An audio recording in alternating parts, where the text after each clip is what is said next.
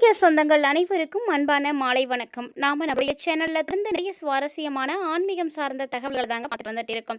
அந்த வரிசை இந்த பதிவில் என்ன பார்க்க போறோம் அப்படின்னா, கன்னிராசி நேயர்களுக்கு ஜூன் 12ஆம் தேதி பிறகு ஏற்படக்கூடிய கிரக மாற்றங்களானது எந்த அளவுக்கு உங்களுக்கு நல்லா இருக்கு, என்னென்ன விஷயங்கள் உங்களுக்கு நிறைய பாசிட்டிவான விஷயங்கள் நடக்க போகுது, இதெல்லாம் வந்து நீங்க ஜாக்கிரதையா இருக்கணும். அந்த மாதிரி நிறைய தகவல்களை இந்த பதிவில் நம்ம தெரிஞ்சுக்கலாம். வீடியோக்குள்ள போறதுக்கு முன்னாடி நீங்க இன்னும் நம்ம சேனலை சப்ஸ்கிரைப் பண்ணாம இருக்கீங்க அப்படின்னா மறக்காம சேனலை சப்ஸ்கிரைப் பண்ணிக்கோங்க. கூட பக்கத்தில் இருக்கிற பெல் சிம்பிளையும் கிளிக் பண்ணிக்கோங்க. அப்போ தான் நாங்கள் போடக்கூடிய வீடியோக்கள் எல்லாமே உங்களுக்கு நோட்டிஃபிகேஷன் உடனுக்குடன் வந்தடையும். எல்லாரும் பார்த்து பயன்பெறலாம். வாங்க வீடியோக்குள்ளே போகலாம். பொதுவாகவே ஒவ்வொரு கிரக அமைப்புகளுக்கு ஏற்ப ஒவ்வொருவருடைய வாழ்க்கையிலேயுமே மாற்றங்கள் அப்படின்றது ஏற்பட்டுகிட்டே தான் இருக்கும். இந்த மாற்றங்கள் வந்து எல்லாரும் வந்து எதிர்பார்க்கக்கூடியது தான். ஸோ எப்போ நமக்கு நல்ல காலம் பிறக்கும், நல்லது நடக்கும் அப்படின்னு நினைக்காத நாட்களும் இருக்காது, ஆட்களும் இருக்கவே முடியாது. அதனால் பார்த்தீங்கன்னா கிரக நிலைகள் ரொம்ப முக்கியமானது. ஸோ அப்படி பார்க்கும் பொழுது தற்போது குரு வந்து பயிற்சியாக இருக்காரு. ஜூன் 2 வந்து பயிற்சியான குரு பகவான் கன்னிராசினியர்களுக்கு பல்வேறு விதமான யோக அமைப்புகளை வந்து ஏற்படுத்தி கொடுக்க போகிறாரு. ஆனால் இதை கவனிக்கப்பட வேண்டிய விஷயமும் ஒன்று இருக்குது. ஜூன் பிறந்ததுலேருந்து ஃபர்ஸ்ட் 20 நாளுமே வந்து நீங்கள் எப்படி இருக்கணும்னா ரொம்ப ரொம்ப கவனமாக இருக்கணும். அதுலேயும் கண்டிப்பாக பார்த்தீங்கன்னா கோபம் வந்து உங்களுக்கு வரவே கூடாது. அந்த கோபத்தை நீங்கள் முடிஞ்ச அளவுக்கு கட்டுப்படுத்திக்கோங்க. கோபத்தை கட்டுப்படுத்திட்டீங்க அப்படின்னா வெற்றி உங்களுக்கு தான். ஆனால் கன்னிராசினியரை பொறுத்த வரைக்கும் அந்த அளவுக்கு கோபத்தை வந்து கட்டுப்படுத்த முடியாது. அதனால் கொஞ்சம் கவனமாக இருந்துக்கோங்க. குரு சுக்கரனுடைய அருள் வந்து கிடைச்சிருக்கு. ஸோ குரு சுக்கரன் அப்படிங்கும் பொழுது கண்டிப்பாக வந்து பணமழை தாங்க பொழிய ஆரம்பிக்கும். பணத்துக்கு பஞ்சம் இருக்காது. தேவையான நேரத்துக்கு தேவையான பணம் கண்டிப்பாக உங்கள் கைக்கு வந்து சேரும். ஸோ கண்டிப்பாக உங்கள்கிட்ட இல்லைனாலும் அது கடனாவது கைக்கு வந்து சேர்ந்துடும். அதனால் பணத்தை பற்றின ஒரு கவலை உங்களுக்கு தேவையில்லாதது. இந்த காலகட்டங்களில் நீங்கள் என்ன விதமான பலன் உங்களுக்கு கிடைக்க போகுது, பரிகாரம் என்ன செய்யலாம், தொழிலில் எப்படி முன்னேற்றம் இருக்கும், பொருளாதார முன்னேற்றம் எப்படி இருக்கும், திருமண யோகம் எதுவும் இருக்கா, இல்லை வழிபாடு செய்ய வேண்டிய தெய்வங்கள் இருக்கா, இதை எல்லாத்தை பற்றியுமே டீட்டெயிலாக இந்த பதிவில் நம்ம தெரிஞ்சுக்கலாம். வீடியோ ரொம்பவே இன்ட்ரெஸ்டிங்காக இருக்கும். ஸ்கிப் பண்ணிடாமல் தொடர்ந்து பாருங்கள். கண்டிப்பாக கன்னிராசிக்காரங்க யாரும் உங்கள் ஃப்ரெண்ட்ஸ் அண்ட் ஃபேமிலியில் இருக்காங்க அப்படின்னு பதிவு அவங்களோட ஷேர் பண்ணிக்கோங்க. அவர்களும் பார்த்து பயன்பெறட்டும். ஒவ்வொரு கிரகங்களுமே ஒரு குறிப்பிட்ட கால இடைவெளியில் ஒரு ராசியில் இருந்து மற்றொரு ராசிக்கு பயிற்சியாவது இயல்பான ஒரு நிகழ்வு தான். இந்த கிரக மாற்றங்கள், இந்த இயல்பான விஷயங்களானது அனைத்து ராசிக்காரர்களுடைய வாழ்க்கையுமே நல்ல ஒரு தாக்கத்தை நிச்சயம் ஏற்படுத்தி கொடுக்கும். ஒரு சில ராசிகளுக்கு சுப பலன்களையும் ஒரு சில ராசிக்கு சவால்களையும் கூட அளிக்கும் அப்படின்னே சொல்லலாங்க. அப்படி பார்க்கும் பொழுது இந்த டைம் வந்து ரொம்ப ரொம்ப முக்கியமான ஒரு நிகழ்வாக குரு வந்து பார்க்கப்படுறாரு. ஏன்னா குரு பார்த்தீங்கன்னா கடகராசியில் உச்சம் பெற்று இருக்கிறாங்க. அப்படின்றதுனால பல ராசிக்காரர்களுடைய வாழ்க்கையில் நிறைய முன்னேற்றங்கள், புதிய வாய்ப்புகள் எல்லாமே உருவாகும். செவ்வாய் பார்த்தீங்கன்னா தன்னுடைய சஞ்சாரத்தின் மூலமாக செயல் வேகம், தைரியம் இது எல்லாத்தையும் வந்து அதிகரிக்க செய்ய போறாரு. ஸோ அப்படி பார்க்கும்பொழுது இந்த ஜூனே வந்து உங்களுக்கு ரொம்ப அற்புதமாக தான் இருக்க போகுது. ஜூன் எல்லா ராசிக்காரர்களுக்குமே பல புதிய வாய்ப்புகளை வந்து கொண்டு வந்து சேர்க்க போகுது. முக்கியமான மாற்றங்கள் கொண்டு வரப்போகுது அப்படின்னு தான் சொல்லணும். இதில் தொழில், பணவரவு, குடும்ப வாழ்க்கை, திருமண யோகம் இது போன்ற விஷயங்களில் குறிப்பிடத்தக்க முன்னேற்றங்கள் கண்டிப்பாக வந்து பார்க்கலாங்க. அதே நேரத்தில் ஒரு சில விஷயங்களில் பொறுமை இருக்கணும், நிதானம் இருக்கணும். இது ரெண்டும் வந்து அவசியமாக இருக்கக்கூடிய ஒரு டைமிங்காக இந்த டைம் இருக்குது. அதனால் வந்து நீங்கள் எதுலேயுமே வந்து அவசரப்பட்டுறாதீங்க. கன்னிராசினியர்களை பொறுத்த வரைக்கும் நிறைய விஷயம் உங்களுக்கு சிறப்பாக இருக்குது. நீங்கள் கவனிக்க வேண்டிய விஷயங்களும் ஒரு சிலர் இருக்குது, செய்ய வேண்டிய பரிகாரங்களும் ஒரு சிலது இருக்குது. அது எல்லாமே என்னென்ன அப்படின்றத மறக்காமல் நோட் பண்ணிக்கோங்க. கன்னிராசி நேயர்களை பொறுத்த வரைக்கும் இந்த நாட்கள் எல்லாமே ரொம்ப ரொம்ப அட்டகாசமாக தான் இருக்குது. அதனால் நீங்கள் பெருசாக வந்து பயப்பட தேவையில்லை. அதே மாதிரி இந்த டைமில் பெரிய நன்மைகள் உங்களுக்கு கண்டிப்பாக கிடைக்கும். போட்டியில் வெற்றி கிடைக்கும். ஸோ நீங்கள் நினைத்தது வந்து நடக்கும். அதாவது ஜூன் மாதத்தினுடைய முதல் 20 நாட்கள் வந்து செவ்வாய் இருக்குது உங்களுக்கு. ஸோ அந்த செவ்வாய் வந்து மாறுற வரைக்குமே கொஞ்சம் நீங்கள் அமைதியாக இருந்துக்கணும். செவ்வாய் இருக்கக்கூடிய நேரம் அப்படின்றதுனால கோபம் இருக்கும், வேகம் இருக்கும், இதெல்லாம் பார்த்தீங்கன்னா அதிகமாக இருக்கும். உங்களை அறியாமலேயே இதெல்லாம் அதிகமாக இருக்கிறது உங்களுக்கே வந்து தெரிய ஆரம்பிக்கும். ஸோ அந்த அளவுக்கு வந்து இருக்கும். அதனால் என்ன பண்ணணும்னா நீங்கள் பொறுமையை கடைப்பிடிக்கணும், நிதானத்தை வந்து கடைப்பிடிக்கணும். இதெல்லாம் வந்து உங்களுக்கு ரொம்பவே நல்லதும் கூட. முதல் 20 நாள் தாங்க. ஸோ அதுக்கப்புறம் நீங்கள் வந்து தைரியமாகவே இருக்கலாம். அதனால் முதல் 20 நாளைக்கு வார்த்தைகளில் கவனமாக இருங்க. உங்கள் வார்த்தையிலே வந்து கோபம் வந்து தெரிய ஆரம்பிக்கும். ஸோ அந்த மாதிரியான விஷயங்கள் எல்லாமே வந்து இப்போ இருக்க போகுது. அப்படின்றதுனால ரொம்ப ரொம்ப ரொம்ப நீங்கள் கவனமாக இருக்கணும். அதே மாதிரி ராசிநாதன் 10வது இடத்துல இருக்கிறாரு. ஸோ ராசிநாதன் உங்களுக்கு புதன் 10ல் வலுவாக இருக்கிறார். அப்படின்றதுனால நீங்கள் பயப்பட தேவையில்லை. ஏன்னா முன்னேற்றத்தை கண்டிப்பாக கொடுப்பாரு. 11வது இடத்துல குரு வந்திருக்காரு. குரு தனியாக இல்லாமல் சுக்கரனோட வேலை தொடர்பு கொண்டு இருக்கிறதுனால வியாபாரம் செய்யக்கூடியவங்க, தொழில் செய்யக்கூடியவங்க உங்களுக்கு எல்லாமே வந்து அபரிவிதமான முன்னேற்றங்கள் எல்லாம் இப்போ வந்து கிடைக்கும். ஸோ நிச்சயமாக லாபம் இருக்குது. அப்படின்றதுனால நீங்கள் தைரியமாக இருக்கலாம், பயப்படவே தேவையில்லை. மேலும் பார்த்தீங்கன்னா உங்களுடைய தொழில், வியாபாரம் இப்படின்னு எல்லா விஷயத்துலையுமே நல்ல மாற்றங்கள் இருக்கும், முன்னேற்றங்களும் இருக்கும். ஸோ இந்த மாதிரியான ஒரு காலகட்டத்தில் தான் இப்போ நீங்கள் இருக்கீங்க. 11ஆம் இடத்துல வந்து குரு இருக்கிறாரு, சுக்கிரன் இருக்காங்க. ஸோ 11ல் குருவும் சுக்கிரனும் இணைந்து இருக்கிறாங்க. அப்படின்றதுனால எல்லா விஷயத்துலையுமே உங்களுக்கு லாபங்கள், வெற்றிகள் எல்லாமே வந்து உங்களுக்கு கண்டிப்பாக வந்து கிடைக்கும். ராசிநாதன் வேறு ரொம்ப ரொம்ப ஸ்ட்ராங்காக இருக்கார் இல்லையா? அதனால் உங்களை யாராலையும் அசைக்கவே முடியாது. எல்லா விஷயத்தையுமே உங்களால் மேனேஜ் பண்ண முடியும். ஸோ அந்த அளவுக்கு உங்களுக்கு யோகங்கள் வந்து இருக்குது இந்த டைமில்.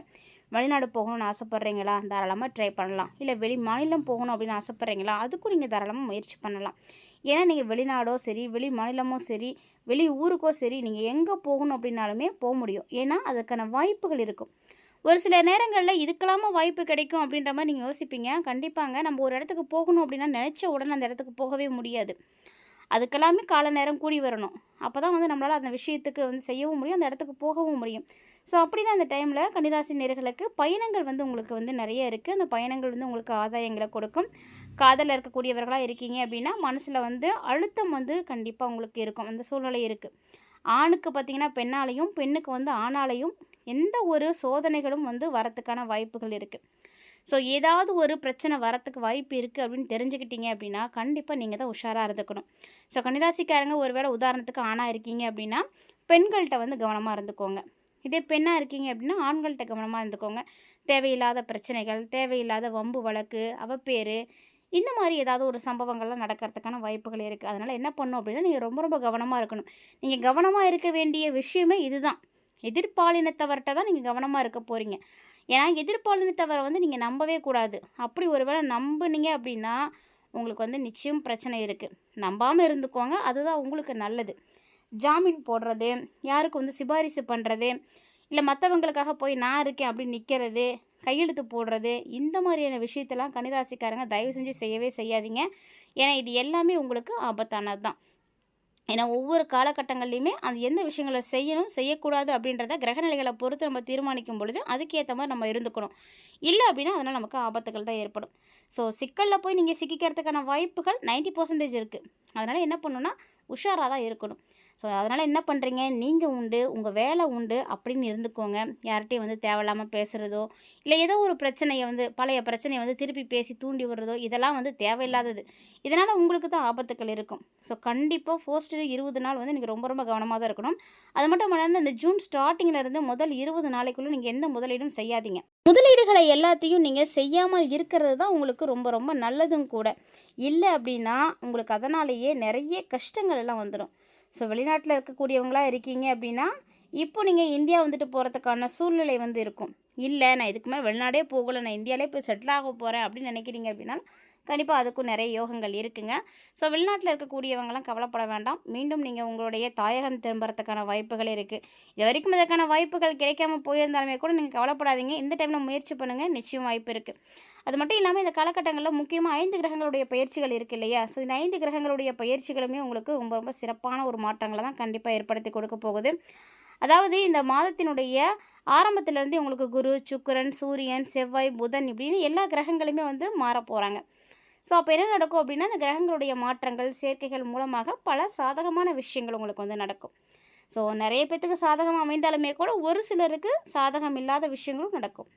அதனால் எல்லா விஷயத்துலையுமே பொறுமையாக இருங்க.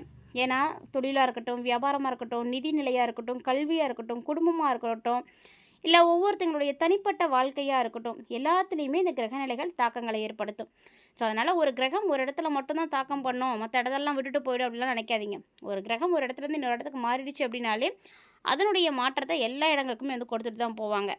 இது எல்லாமே வந்து பார்த்திங்கன்னா மாற்ற முடியாத விஷயங்கள் அப்படின்னே சொல்லலாம். ஸோ இந்த டைமில் கன்னிராசி நேயர்களை பொறுத்த வரைக்கும் நிறைய சவால்களும் இருக்குது, நிறைய சாதகமான விஷயங்களும் இருக்குது. அதனால் எல்லாமே வந்து உங்களுக்கு ஃபேவராக தான் இருக்கும் அப்படின்னு பொய் சொல்கிறதுக்கெலாம் இங்கே யாரும் இடம் கிடையாது. ஸோ உண்மையை மட்டுமே வந்து பாருங்கள். ஏன்னா எல்லோரும் வந்து எல்லாமே நல்லாயிருக்கும், சூப்பராக தான் இருக்கும் அப்படின்னு சொல்லிட்டு போகிறதுக்கெலாம் இடம் கிடையாதுங்க. ஏன்னா நடக்கக்கூடிய ஆபத்துக்களையும் நம்ம தெரிஞ்சுக்கணும்.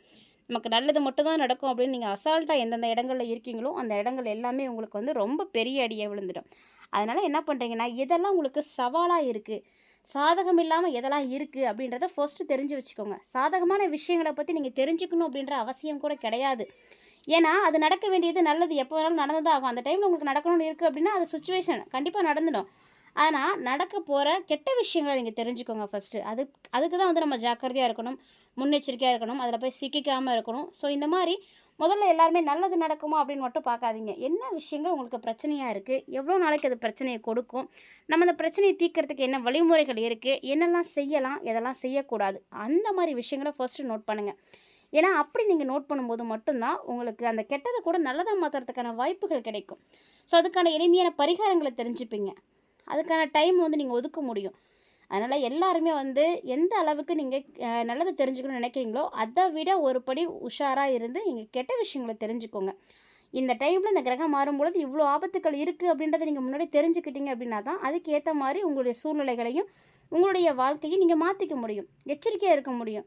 ஸோ அதனால் வருமுன் காப்பது சிறந்தது அப்படின்னு சொல்லுவாங்க இல்லையா, அந்த மாதிரி அதை வரத்துக்கு முன்னாடியே காத்துக்கிறதுக்கு கண்டிப்பாக நீங்கள் அதை பற்றி தான் முதல்ல தெரிஞ்சுக்கணும். அதே மாதிரி குடும்ப சூழ்நிலை வந்து உங்களுக்கு இந்த டைமில் கொஞ்சம் அப்படி தான் இருக்கும்.